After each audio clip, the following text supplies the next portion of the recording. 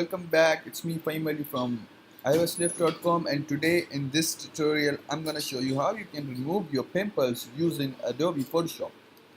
Well, it's really easy and it's quite simple. I will make it as simple as possible. So you just have to do is just get your image which you have pimple on, just zoom it a little bit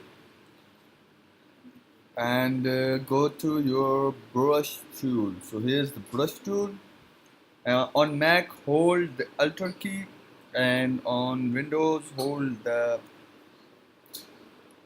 Option key, and in Windows, hold the Alt key. So click on it, click as near as you can. Now just draw yourself like this.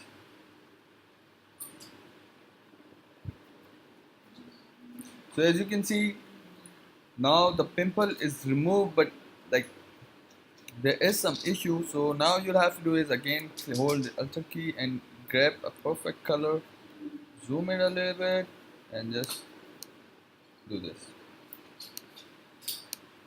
And then as you can see, now the pimple is gone.